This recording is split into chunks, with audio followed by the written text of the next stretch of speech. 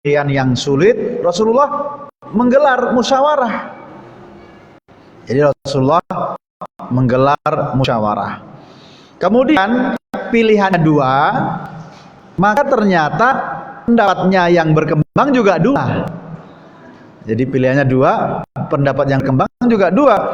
Dikatakan dalam kitab Fisirah, fakana ra'yu ba'dil suyukhil minal muslimin adamul khuruj minal Madinah. Jadi sebagian orang-orang tua, ya, para masyayikh atau yang senior-senior di penduduk Madinah, kaum muslimin di Madinah mengatakan adamul khuruj, tidak keluar, sudahlah tetap di Madinah saja, menunggu menyongsong musuh dari dalam, sehingga bisa jadi persiapannya lebih kokoh, lebih kuat, serta bantuan dari keluarga, ya, kaum ibu-ibu juga bisa turut membantu. Wa kana Abdullah bin Ubay bin Salul min ashabi hadar, termasuk yang mendukung pendapat ini adalah Abdullah bin Ubay bin Salul. Kalau kita mendengar Abdullah bin Ubay bin Salul brandingnya bagaimana? Branding apa? Munafik, ra'sun nifaq. Gitu. Tapi beliau tetap seorang tokoh di Madinah, bahkan sudah hampir menjadi pemimpin Madinah, sudah hampir dilantik, ya, menjadi pemimpin Madinah, kalau saja kemudian tidak terjadi peristiwa hijrah. Nah, kenapa ketika itu orang-orang tua di Madinah berpikir seperti itu? Ketika itu memang belum lama baru selesai perang besar di Badar di luar kota Madinah, dan tentu perang yang sangat melelahkan dan meletihkan jiwa dan raga. Maka kali ini bagaimana kalau opsinya ditunggu di dalam kota Madinah? Ya, bisa dibayangkan, ya, perang besar di luar kota. Kita kerja bakti aja lelah itu, ya. Baru kerja bakti itu. Maka orang-orang tua dengan bijak mengatakan ditunggu di Madinah. Nah, ternyata pendapat milenial berbeda. Pendapat mayoritas, dan dalam hal ini generasi muda, namanya juga Rasulullah menampung, ya, meminta mereka berpendapat, maka mereka berpendapat. Dikatakan anna katsiran minas sahabah, paling banyak di antara para sahabat, mayoritas termasuk tentu di sana adalah orang-orang pemuda yang memang mereka ketika itu kebanyakan belum terlibat dalam perang Badar, ya, mimman lam yakun lahum syaraful qital fi Badar. Jadi penasaran karena mereka belum ikut perang Badar. Kenapa belum ikut? Kalau kita lihat sejarahnya, perang Badar itu awalnya niatnya bukan perang. Awalnya adalah ekspedisi khusus pencegatan kafilah dagang kaum kafir Quraisy yang mereka sebelumnya sudah melakukan kejahatan ekonomi, ya, besar-besaran bagi orang-orang yang mau berhijrah. Ya, ada sahabat yang kaya raya ketika mau berhijrah diminta, ya, bondo apa nyawa, mereka begitu. Jadi kalau mau hijrah silakan, tapi hartamu tinggalkan di Mekah, jangan bawa harta. Gitu. Itu real, ya. Maka kemudian ada ekspedisi pencegatan kafilah dagang Mekah. Ternyata Abu Sufyan yang ketika itu diketuai oleh Abu Sufyan lolos dari target kaum muslimin dan kemudian membawa kabar kemana? Ke Mekah, dan Mekah bersiap membawa pasukan yang besar untuk menyambut kaum muslimin. Yang diangkat ke Badar itu sedikit, banyak yang belum berangkat. Ini ketika mendengar orang Mekah bersiap ke Madinah, maka mereka tentu bagaimana semangat. Ibaratnya kan yang kemarin lolos, itu kan. Yang sekarang mereka bersemangat. Nah, maka karena semangat memilih pendapat ini, yaitu apa? Keluar dari kota Madinah untuk menyambut musuh. Jadi menggelar musyawarah ada dua opsi dan kemudian diputuskan, ya, melihat perkembangan dalam musyawarah tersebut.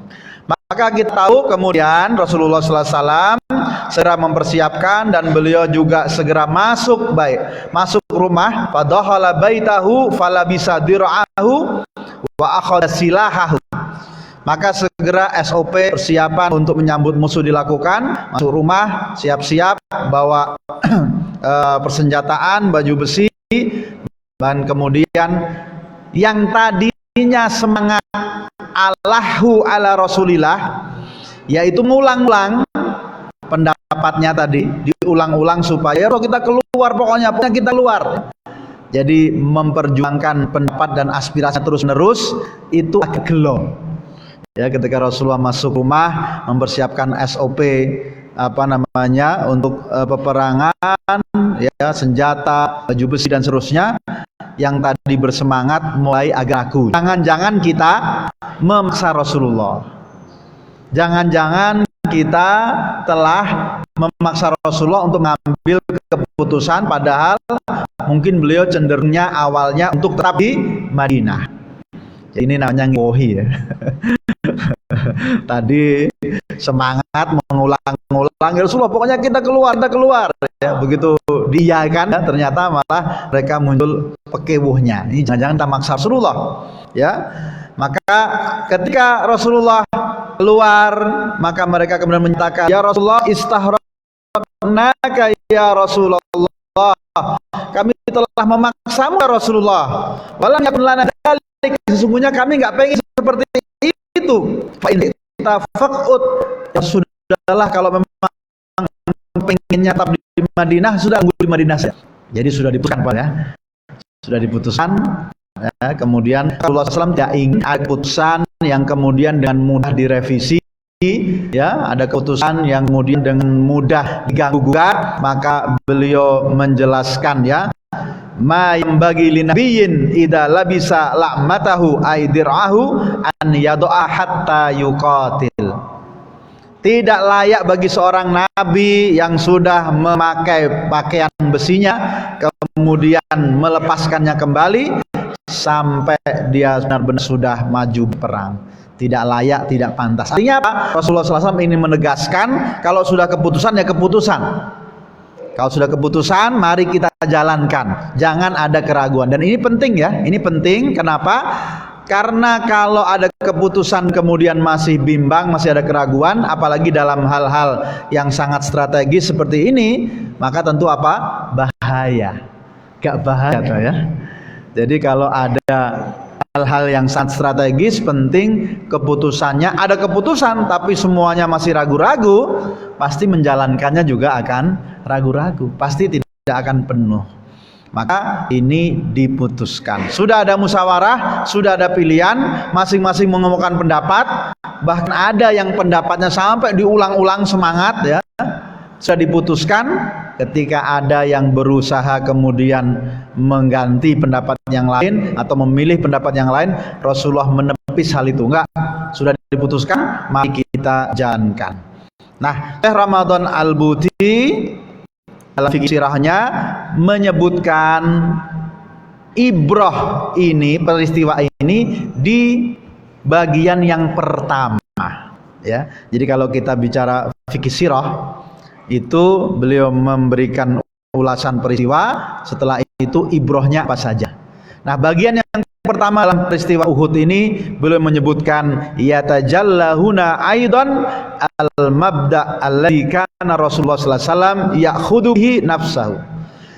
Ya, jadi dalam peristiwa ini jelas terlihat prinsip yang dilakukan Rasulullah. Apa itu? Komitmen mengajak sahabat bermusyawarah dalam semua urusan yang memang membutuhkan pembahasan lebih lanjut. Fi kulli amrin yahtamilul musyawarah wal bahas. Jadi mabda apa? Iltizam at-tasyawur ma'a ashabihi. Komitmen dalam bermusyawarah. Tidak sedikit-sedikit diputuskan sendiri. Diputuskan sendiri sambil ngopi, besoknya viral ya kan? Tidak seperti itu. Tapi benar-benar menggunakan mabda' musyawarah, padahal dalam kondisi-kondisi yang genting. Apalagi kalau tidak genting ya kan. Kalau tidak genting kok tidak mau bermusyawarah, berarti memang kecenderungannya ingin menang sendiri ya, diktator, tidak mengoptimalkan musyawarah. Nah, itu dalam perang Uhud atau menjelang perang Uhud. Musyawarah lainnya dalam perang Badar. Dalam perang Badar juga ada pilihan-pilihan berat. Tadi sudah disampaikan di awal ya. Pilihannya berat. Apa itu pilihannya? Ini luar biasa ini ya. Operatornya langsung bisa menyesuaikan gitu ya. Saya nggak perlu next langsung gitu. Belajar bahasa Arabnya luar biasa berarti. Jadi dalam perang Badar pilihannya juga berat. Bagaimana tidak? Pertama kali target sasarannya hanya kafilah dakwah. Namanya rombongan dagang, ya pengawalnya itu tidak seberapa. Paling mungkin jumlahnya 40-an ya. Ya tentu dengan standar, bukan untuk peperangan. Nah, awalnya targetnya begitu. Ternyata yang dikejar berhasil lolos ke Mekah dan meminta bantuan. Datanglah 1000 pasukan Mekah lengkap dengan persenjataan. Apalagi ini konflik ya secara fisik pertama antara kaum kafir di Mekah dengan kaum muslimin di Madinah. Maka benar-benar mereka mempersiapkan luar biasa. Pertanyaannya, yang 300-an sahabat yang awalnya tentu tadi tidak ditarget melakukan konflik yang besar, peperangan besar, tiba-tiba berhadapan dengan musuh yang besar. Maka dalam masalah itu ya, ketika datang atahu khabar ya, masira Quraisy ilal muslimin, khabar masiri Quraisy ilal muslimin, ketika datang kabar perjalanan kaum kafir Quraisy menuju mereka, maka Rasulullah kembali fastasyara man ma'ahu min ashabihi. Fastasyara, kembali membuka musyawarah dengan yang di sana tentu ya, karena mereka yang akan menentukan. Apakah pilihannya sekarang masih 2? Apa itu? Lanjut perjalanan, berarti berhadapan dengan musuh yang lebih besar, lebih banyak, lebih kuat, di luar dengan rencana awal. Jadi, atau plan kedua adalah mundur kembali ke Mekah.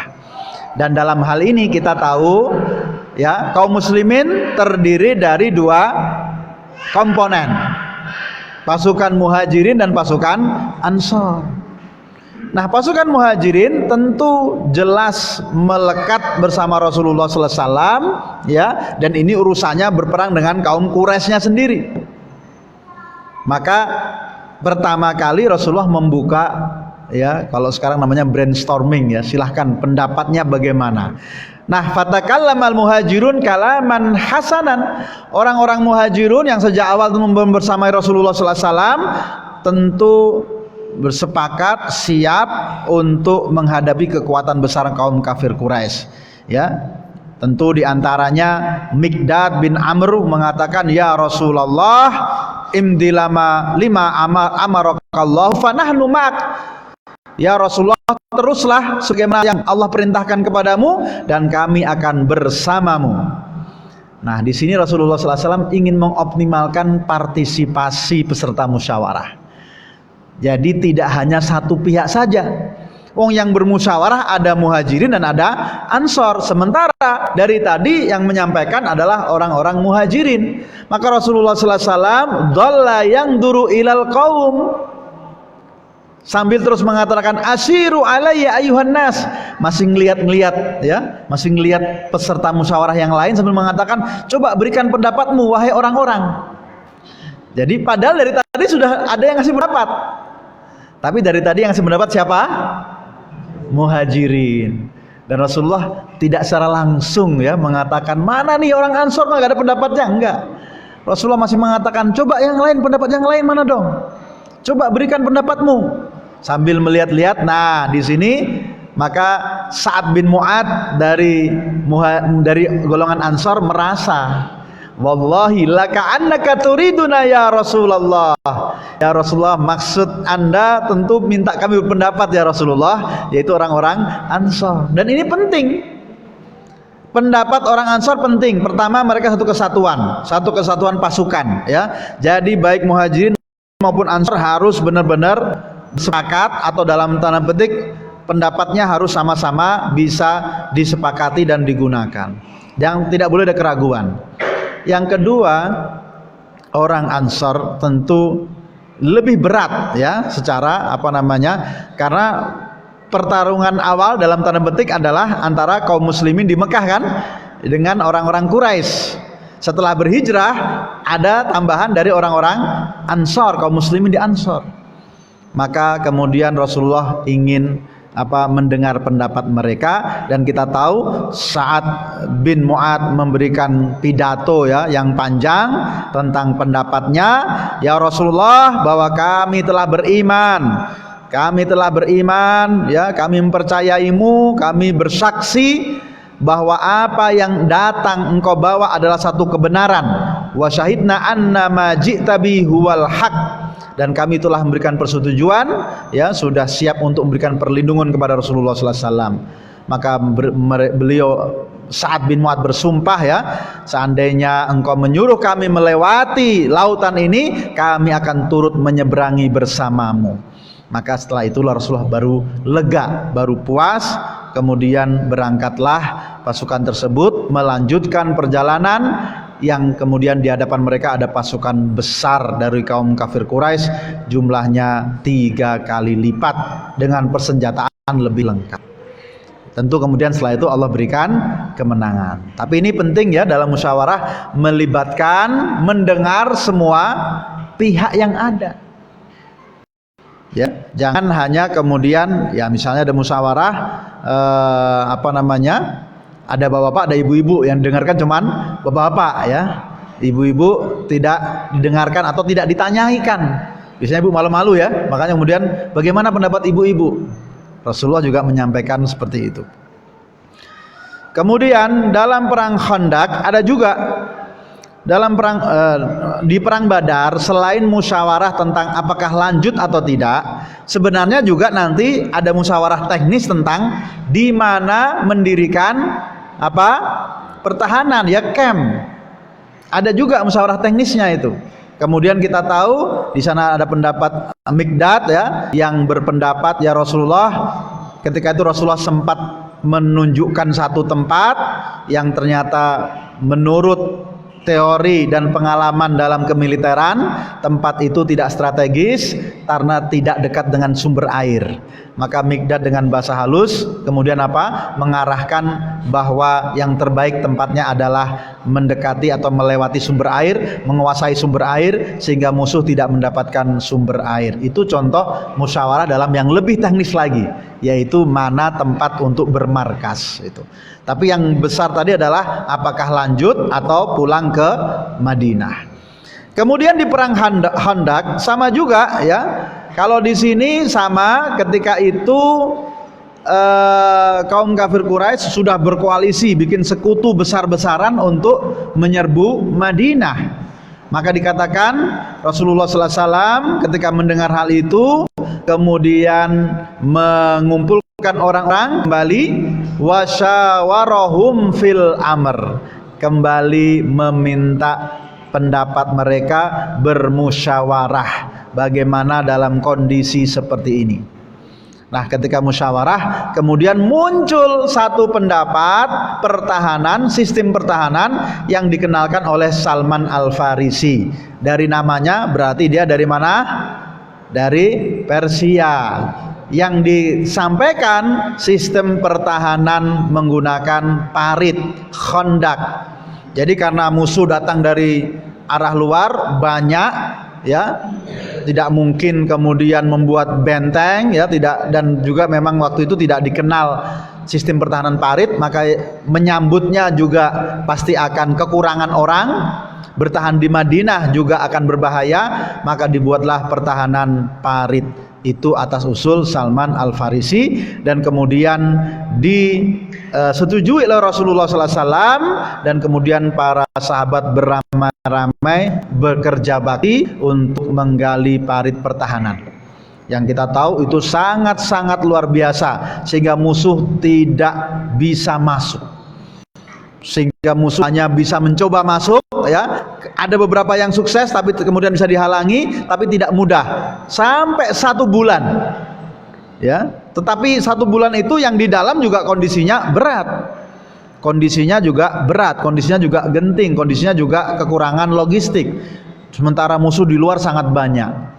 Sampai kemudian Allah turunkan pertolongan, ya, melalui angin dingin memporak-porandakan pasukan, ya, musuh, sehingga mereka kemudian ketakutan dan bersiap untuk pulang. Tapi itu terjadi hampir 3 pekan sampai 1 bulan, ya, benar-benar diancam dari luar itu. Maka di tengah itu Rasulullah sempat bermusyawarah untuk menghilangkan tekanan, ya, untuk menghilangkan serangan. Maka Rasulullah ingin mengurangi jumlah musuh, nanti bahasanya bisa dalam bahasan koalisi juga, ya. Maka Rasulullah SAW memanggil 2 tokoh, dikatakan annal bala istadda bil muslimin, urusannya sangat berat, kaum muslimin menjadi semakin berat, ya, secara pikiran, logistik dan macam-macam. Maka ba'asa ila Sa'ad bin Mu'ad wa Sa'ad bin Ubadah. Rasulullah SAW memanggil 2 tokoh Ansor, Sa'ad bin Mu'ad dan Sa'ad bin Ubadah, fastasyarahuma.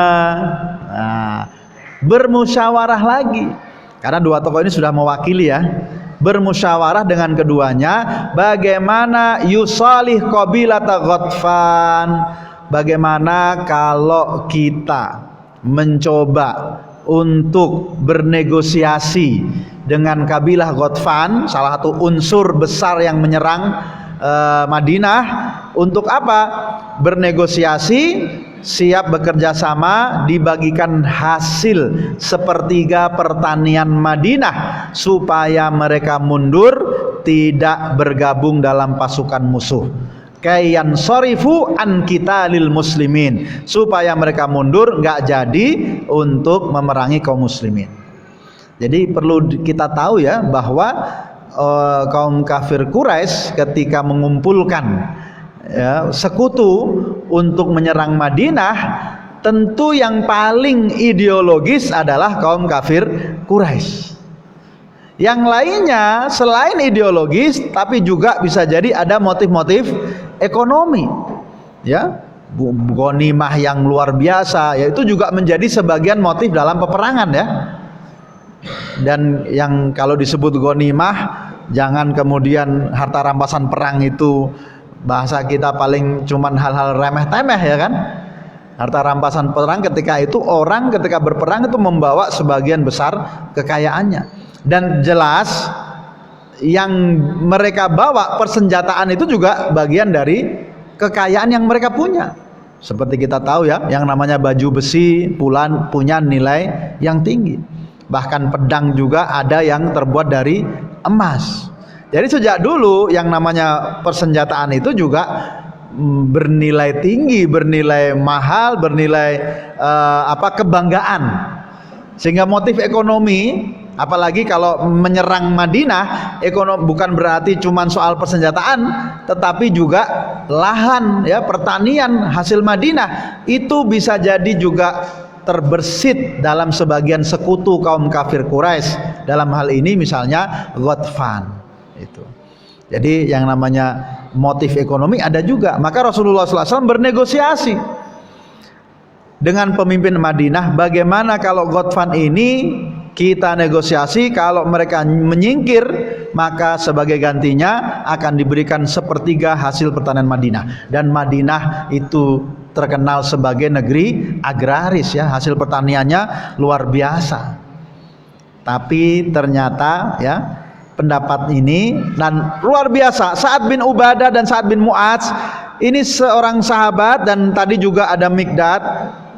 Itu ketika ingin menyampaikan pendapatnya berhati-hati sekali, memastikan, ya Rasulullah, ahuwa amrun tuhibbuhu wa nasna'uhu am syai'in amaraka bihillah am syai'in tasna'uhu lana.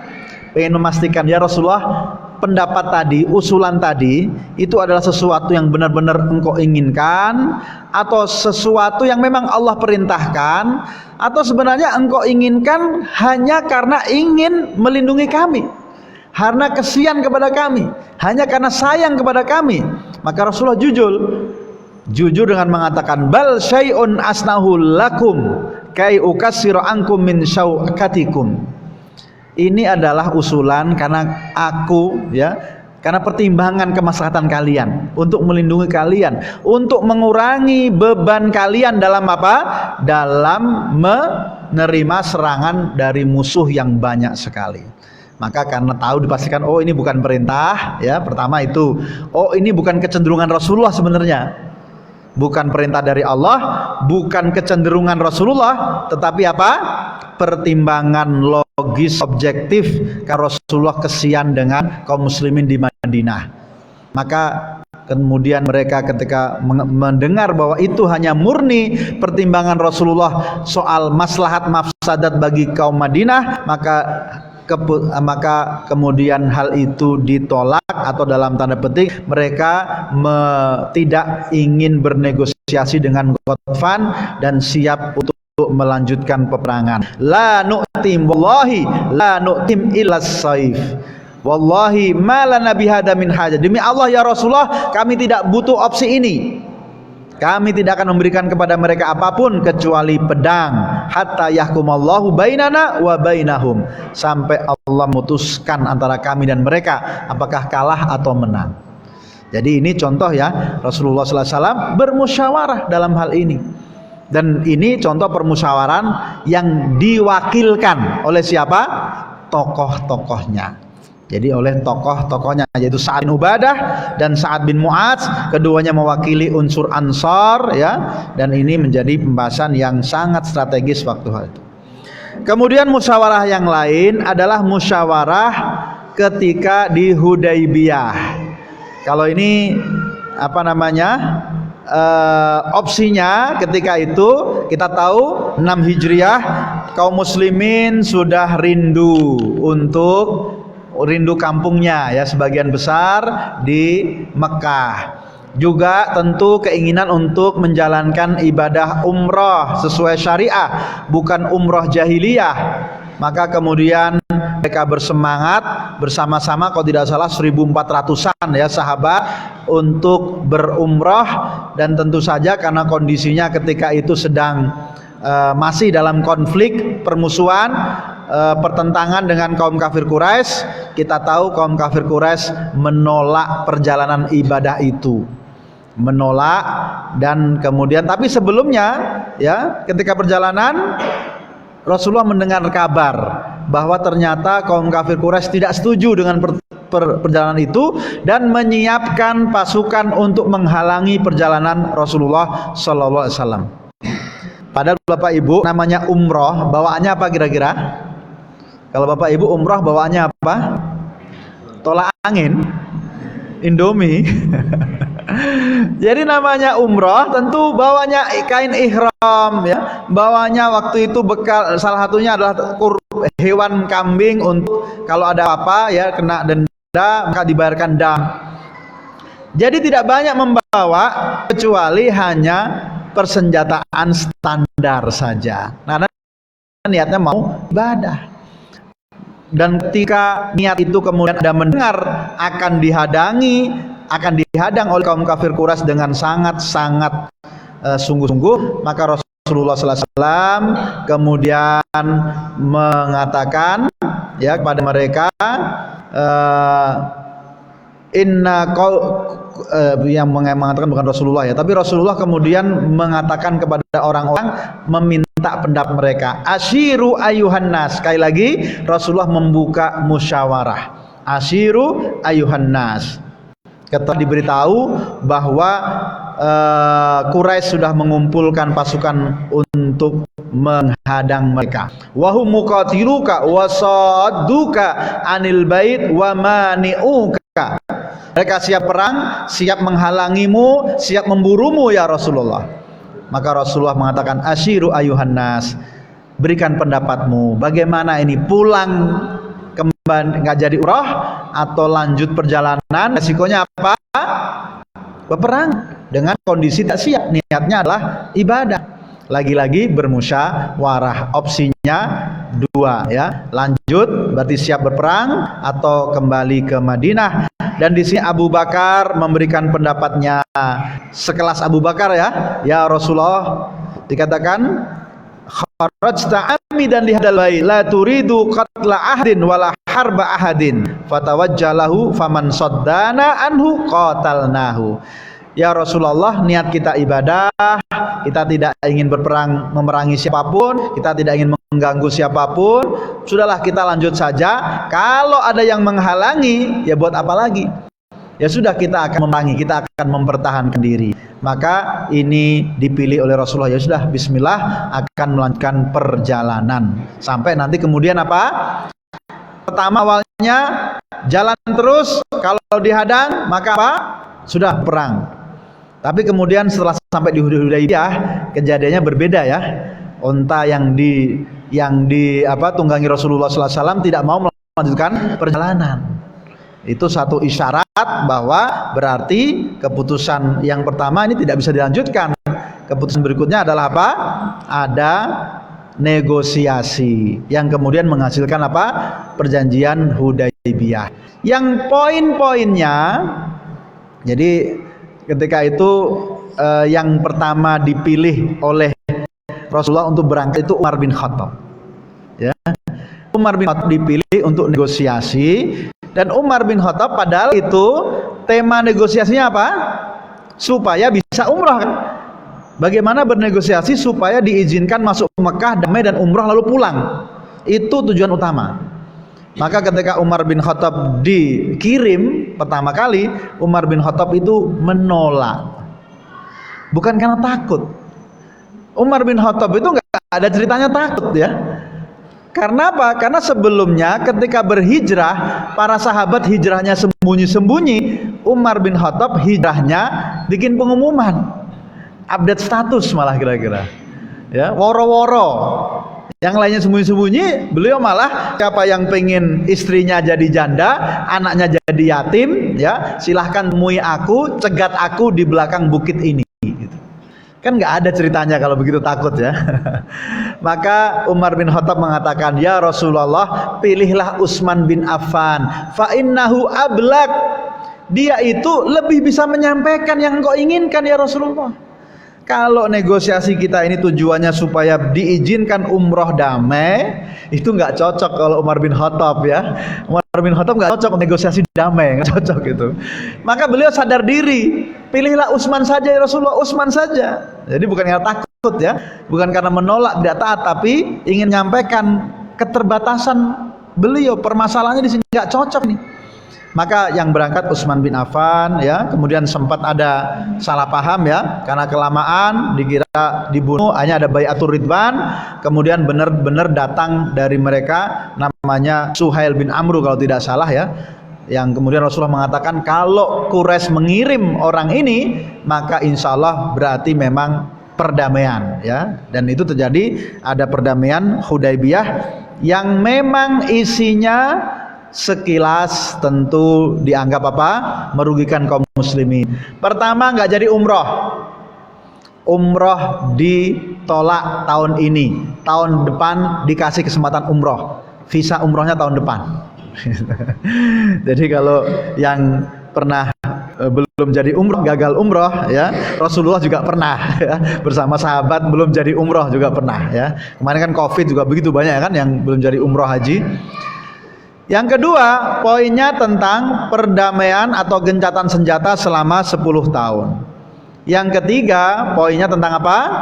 Nah, tentang hukum deportasi, skema deportasi. Ini yang dianggap mengecewakan.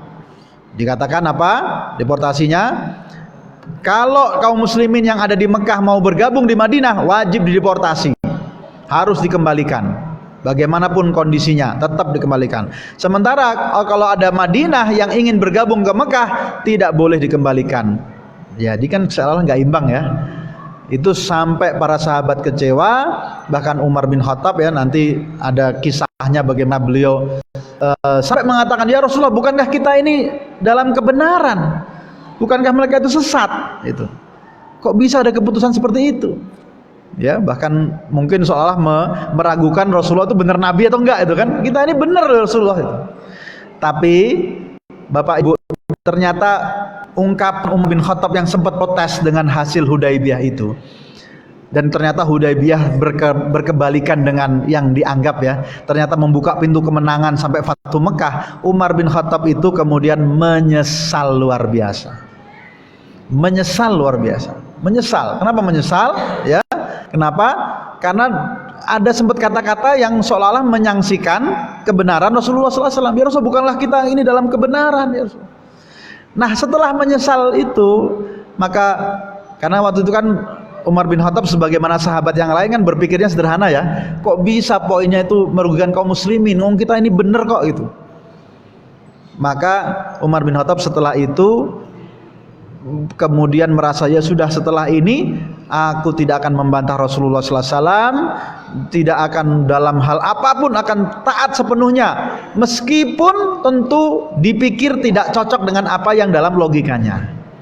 Dan itu diabadikan dalam apa? Dalam ketika Umar bin Khattab mendekati Hajar Aswad, ya, mendekati Hajar Aswad. Umar bin Khattab mengatakan statement yang terkenal, wahai batu, aku tahu engkau tidak bisa bermanfaat dan tidak bisa merugikanku. Seandainya aku tidak melihat Rasulullah SAW menciummu, sungguh aku tidak sudi menciummu. Jadi ini berkebalikan dengan tadi kan. Kalau tadi ada Hudaybiyah, Umar bin Khattab sempat menggunakan ini nggak cocok, ini mengecewakan ini. Hal yang seperti ini nggak seharusnya, kira-kira begitu. Keputusannya merugikan ini. Nah ternyata tidak, ternyata Hudaybiyah membawa kemenangan. Umar bin Khattab masih ingat hal itu, masih selalu mengingat dan mengatakan, aku masih terus puasa sunnah, kemudian sholat malam dan bersedekah untuk berusaha menghapus dan menutupi dosaku. Ketika itu protes kepada Rasulullah SAW. Jadi Umar bin Khattab mengatakan, aku masih terus berpuasa sunnah, sholat malam dan bersedekah supaya dosaku protes itu bisa tertutupi. Dan kemudian sampai mengatakan setelah itu beliau tidak protes lagi, sampai Hajar Aswad pun bilangin begitu ya. Seandainya aku tidak melihat Rasulullah menciummu, aku nggak sudi menciummu gitu. Karena secara logika ini batu nggak bermanfaat, nggak ada manfaatnya dan nggak bisa memberikan keuntungan dan merugikan, tidak bisa. Tapi ingin mengikuti sunnah Rasulullah SAW, yaitu mencium Hajar Aswad itu. Nah kemudian sampai pada berikutnya, setelah itu yang kecewa bukan hanya Umar bin Khattab, para sahabat yang lain kecewa. Karena kecewa biasanya apa? Ngambek ya, ngambek. Ngambeknya apa? Yang namanya nggak jadi umroh itu harusnya apa? Tahallul bayar dam, menyembelih hewan kambing yang disiapkan dan mencukur rambut. Itu udah SOP-nya itu. Nah ketika Rasulullah memerintahkan seperti itu 3 kali tidak ada yang melakukan. Jadi Rasulullah melakukan, coba cukur rambutmu dan sembelih hewan kurbanmu dan cukur rambut kalian, tahallul. Rasulullah 3 kali tidak ada yang melakukan. Apalagi Bapak Ibu semua ya, kalau WA ya di grup pengajian nggak ada yang respon ya kan. Dianggap tidak ada ya, pura-pura nggak baca itu. Rasulullahnya 3 kali begitu, mengulang-ulang 3 kali, nggak ada sahabat yang bergerak. Nah sampai kemudian akhirnya Rasulullah SAW itu apa? Masuk ya, ketika itu beliau bersama Ummu Salamah dalam perjalanan Hudaybiyah. Kemudian bermusyawarah dengan Ummu Salamah, berdiskusi, ini bagaimana orang-orang ini kok nggak ada yang mendengarkanku. Maka kata Ummu Salamah dengan bijak, ya Rasulullah, udahlah setelah ini berikan saran yang bernas dari kaum ibu-ibu ya, mama. Setelah ini nggak usah bicara apapun, dan nggak usah banyak bicara apapun. Cukup Anda keluar, langsung lakukan di hadapan mereka. Anda sembelih hewan dam itu, dan kemudian Anda cukur rambut Anda. Setelah itu diam saja, lihat apa yang terjadi. Maka Rasulullah melakukan apa saran dari sang istri, kemudian dilakukan, dan para sahabat setelah mendengar itu tersadar, melihat langsung ketika Rasulullah menjalankan, maka mereka segera berebut menirukan, yaitu apa? Menyembelih hewan sebagai bentuk dam dan juga tahallul, mencukur rambut bersama-sama bareng-bareng, padahal tadinya 3 kali diperintah nggak mau. Jadi banyak yang mengambil ibroh dari situ ya. Di sini ibu-ibu ya, ternyata pentingnya mengajak musyawarah kaum perempuan ya.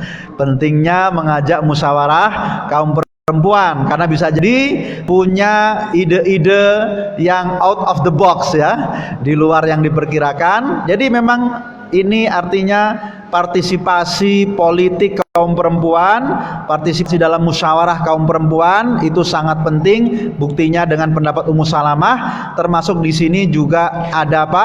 Penghargaan terhadap pendapat kaum perempuan.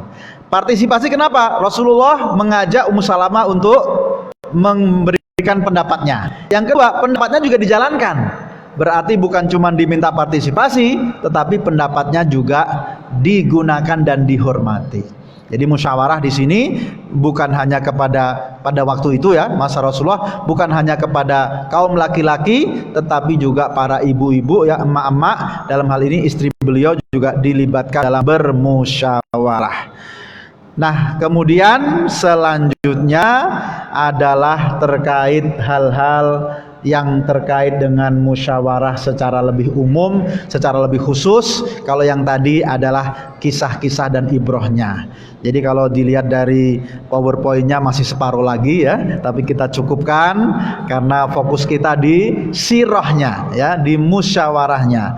Tapi bisa kita ambil hikmah beberapa diantaranya. Yang terpenting adalah bahwa dalam musyawarah itu ketika ada perbedaan pendapat itu biasa, sejak dulu ada. Tapi yang penting adalah pembahasan dalam musyawarah itu benar-benar santun, benar-benar saling menghargai, bukan saling pengen menang sendiri, bukan cenderung perpecahan ya, bukan mengajak pada hal-hal yang kemudian bisa menjatuhkan. Ingat tadi pertama dalam perang Badar ketika menentukan tempat untuk camp ya, di situ Khubbab bin Mundir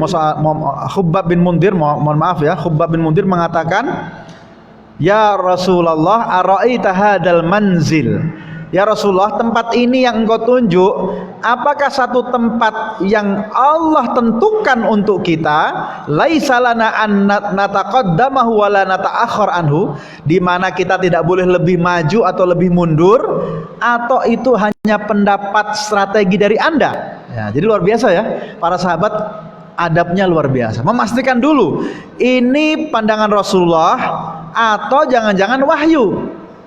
Nah, ketika dijawab enggak, ini hanya pendapat saja, ini pendapat strategi peperangan, disitulah kemudian ya Khubbab bin Mundir mengatakan, oh tidak, di sini tempat yang cocok ya Rasulullah. Menurut teori dan pengalaman peperangan bukan di sini, tetapi harus mendekati dan menguasai sumber air.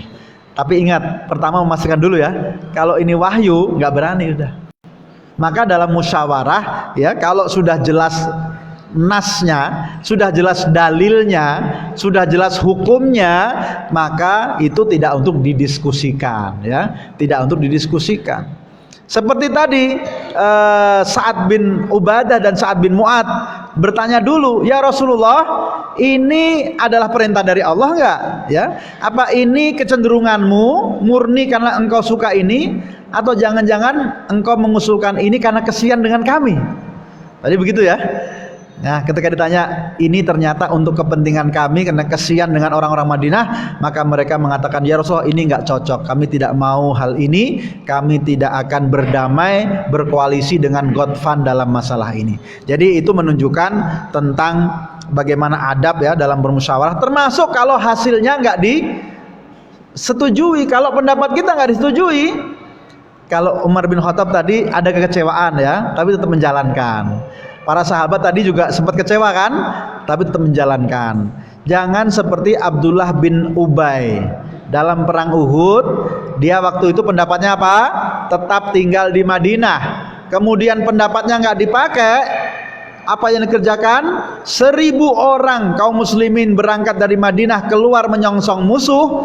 Kemudian di tengah jalan Abdullah bin Ubay mundur dengan sepertiga pasukan. 300 orang sendiri mundur bersama apa ya, jadi tentu sebagian besar orang munafik mundur, salah satunya tentu karena kecewa pendapatnya tidak dipakai. Ada itu beliau jadi Abdullah bin Ubay itu komentarnya, bagaimana mungkin Rasulullah memakai anak-anak muda kemarin sore, pendapat-pendapat anak muda dipakai, pendapat orang tua ditinggalkan. Jadi kecewa, pendapatnya nggak dipakai, akhirnya apa? Nggak mau menjalankan. Jadi ini bahaya ya, ini bahaya ketika pendapat nggak digunakan lalu nggak ikut mengerjakan, nggak ikut menjalankan. Itu siapa? Inspirasinya pasti dari Abdullah bin Ubay. Allahu a'lam bishawab. Assalamualaikum warahmatullahi wabarakatuh.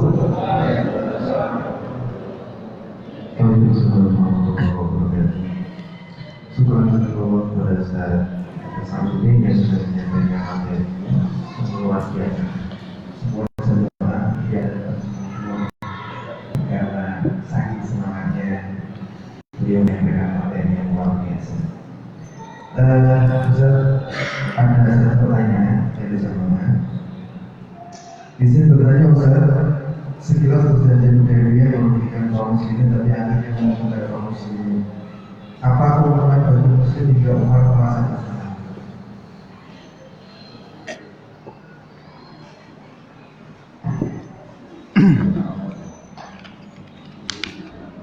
Ada banyak analisa ya, tapi yang paling dianggap mengecewakan itu kan adalah deportase tadi ya, deportase. Nah, ini yang menarik. Jadi setelah perjanjian ditandatangani, baru saja ditandatangani, itu ada namanya sahabat namanya Abu Jandal. Itu seorang yang sudah masuk Islam dari Madinah dan ditawan oleh keluarganya. Mohon maaf, dari Mekah. Ya, orang masuk Islam di Mekah ditawan oleh keluarganya dan dia berhasil lolos. Tepat setelah ditandatangani perjanjian. Lalu di depan orang-orang itu Abu Jandal meminta suaka kepada Rasulullah SAW yang sedang dikejar-kejar oleh keluarganya. Maka ketika itu ya para sahabat bingung kan? Ini di depan mata ngelihat Abu Jandal seorang muslim yang dikejar-kejar keluarganya dalam kondisi sudah disiksa, harusnya kan dilindungi, diberikan suaka kan? Maka Abu Jandal meminta perlindungan. Dan mereka lalu mengatakan, ya Rasulullah sudah tanda tangan loh ya. Ini di depan langsung habis tanda tangan, langsung ada ujian itu. Itu berat itu. Sahabat yang lain masih merasa, ya Allah ini kecewa semua. Kok seperti ini? Di depan harus ada kaum muslim yang ditolong, ternyata malah dibiarkan. Maka Rasulullah SAW memohon maaf ya, meminta maaf dan memotivasi Abu Jandal dan mengatakan, absyiru, sesungguhnya nanti ada kebaikan buat engkau, karena masih ada orang-orang di Mekah yang akan seperti Abu Jandal seperti itu. Jadi kita sudah berkomitmen, sudah ada perjanjian, maka kami tidak bisa menerima Anda, maka Anda wajib untuk ikut kembali ke Mekah. Jadi betapa ujiannya langsung setelah selesai perjanjian itu. Abu Jandal kembali ditarik keluarganya. Kemudian Rasulullah kembali ke Madinah bersama para sahabat. Ada lagi yang seperti itu, namanya Abu Basir. Abu Basir datang ke Madinah ya, lolos. Tentu di belakangnya ada pengejar 2 orang. Karena ke Madinah, 2 orang ini segera lapor Rasul, ya Rasulullah, Abu Basir ke sini, tolong kembalikan sesuai perjanjian. Maka kemudian Rasulullah menepati lagi. Abu Basir, kamu kembali ke Mekah. Kami ini sudah ada perjanjian, kami tidak bisa menerima Anda. Kembali ke Mekah, ditahan 2 orang itu. Abu Basir orangnya agak beda ini ya. Ketika perjalanan lagi istirahat di rest area, ya, Abu Basir menangkap ada peluang. Jadi 2 orang yang menahan, kemudian yang satu lagi istirahat, yang satu lagi menjaga Abu Basir. Abu Basir ketika itu bertanya, wah, pedangmu keren juga ini ya, gitu kan. Jadi pedang Anda bagus. Oh, ini bagus banget ini, mantap ini. Namanya kesukaan hobi orang itu ya. Zaman sekarang mungkin keris gitu ya. Jadi ini pedangmu bagus juga ternyata ya. Oh, bagus Pak ini. Coba dong, boleh lihat sebentar gitu. Jadi karena diberikan tema yang menyenangkan ya tentang pedangnya yang bagus, sudah yang berjaga ini agak lengah. Udah diperlihatkan pedang itu kepada Abu Basir. Nah, begitu diperlihatkan, langsung diambil ya, kemudian digunakan untuk membunuh sang penjaga tadi. Yang tersisa, penjaga yang tersisa tentu kabur ya. Kabur ke Madinah menemui Rasulullah SAW ya. Kemudian Abu Basir juga ke Madinah dan oleh Rasulullah diperintahkan untuk kembali ke Mekah, dan Abu Basir mengatakan ya Rasulullah, sesungguhnya engkau sudah memenuhi perjanjianmu yang pertama tadi ya, yaitu apa? Untuk mengembalikan ke Mekah. Tapi di sini aku sudah bisa menyelamatkan diriku sendiri. Dan Abu Basir juga menghormati pendapat Rasulullah, maka Abu Basir memilih untuk tidak kembali ke Madinah, tapi bikin camp sendiri, markas ya, di tengah antara Mekah dan Madinah. Di daerah itu Abu Basir mengasingkan diri ya, kalau bahasa kita sekarang dia jadi ronin ya, dia tidak khusus menginduk kepada Rasulullah SAW, dia mengasingkan diri di satu tempat yang di situ dia berarti dia tidak ingin ditangkap lagi oleh Quraisy, dia memilih saya akan tinggal di sana. Nah, ternyata Abu Basir berdiam diri satu tempat ini kedengaran oleh Abu Jandal dan teman-temannya di Mekah. Maka mereka segera meloloskan diri dari Mekah, bergabung kepada camp Abu Basir ini. Sehingga camp Abu Basir ini menjadi kekuatan yang kuat, dan ternyata melakukan gangguan-gangguan kalau ada rombongan dagang dari Mekah menuju Syam. Jadi rombongan Mekah, mereka lewat situ otomatis akan mendapatkan gangguan, dirampas oleh Abu Basir. Sehingga menjadi perbincangan di Mekah. Mekah resah dengan keberadaan ronin-ronin tadi itu. Kemudian Mekah mengutus utusan kepada Rasulullah SAW, ya Rasulullah, tolong Abu Basir tempatkan kembali di Madinah. Jangan ganggu perjalanan kami. Silahkan Abu Basir dan teman-temannya gabung saja ke Madinah. Gak usah di tengah jalan, ngerepotin kami nanti. Jadi setelah itu legal ya. Setelah itu legal, sehingga Abu Basir dipanggil resmi bersama kelompoknya bergabung ke Madinah, sehingga orang-orang Quraisy merasa aman kembali perjalanannya. Jadi itu salah satu ya, tadi hikmah yang sudah ketahuan itu. Awalnya kelihatan gak enak, ternyata setelah itu ternyata mereka justru malah punya kekuatan dan bisa bergabung resmi di Madinah. Itu sudah hal yang belum terlihat ya, belum hal-hal yang lain. Kenapa? Setelah perjanjian Khandaq itu, Hudaybiyah, Rasulullah SAW bisa fokus berdakwah lebih luas lagi. Ya, karena gangguan dari satu pihak tadi kan ada poin gencatan senjata 10 tahun kan. Jadi gangguan dari Quraisy sudah berhenti sejenak, maka Rasulullah bisa ekspansi dakwah ke negeri-negeri yang lebih jauh, yang kemudian akhirnya membawa kekuatan banyak yang bergabung ke Madinah. Dan kita tahu ketika Fathu Mekah kekuatannya sudah sangat besar sekali. Itu salah satu hikmah ya di balik perjanjian Hudaybiyah yang seolah-olah mengecewakan, ternyata hikmahnya sangat luar biasa, dan analisa soal itu sangat banyak sekali dalam kitab sirah. Wallahu a'lam bishawab. Sebelum jawabannya sangat umum, ini tidak dari sudah Ustaz, dan di belum jamaah sementara yang bertanya nanti sudah bisa dicukupkan. Dan untuk mengakhiri kajian hari ini mohon kepada Ustaz Hasanuddin untuk Bismillahirrahmanirrahim. Alhamdulillahi rabbil alamin, hamdan yuwafi ni'amahu wa yukafi mazidah. Rabbana lakal hamdu kama yanbaghi li jalali wajhika wa 'azimi sultanik. Allahumma salli ala sayyidina Muhammad wa ala ali sayyidina Muhammad. Allahumma ighfir lil muslimina wal muslimat wal mu'minina wal mu'minat al ahya'i minhum wal amwat, innaka sami'un qaribun mujibud da'wat wa ya qadiyal hajat. Rabbi ighfir lana wa li ikhwanina alladziina sabaquna bil iman wa la taj'al fi qulubina ghillan lil ladziina amanu rabbana innaka ra'ufur rahim. Allahumma alhimna rusdana waftah qulubana wahdina ila siratil mustaqim. Allahumma arzuqna ilman nafi'a wa imanan sabita wa yaqinan rasikha wa qalban khashi'a wa lisanan dzakira wa rizqan halalan thayyiba wa amalan salihan mutaqabbala. Ya muqallibal qulub tsabbit qulubana ala dinik wa ya musarrifal qulub sarrif qulubana ala ta'atik.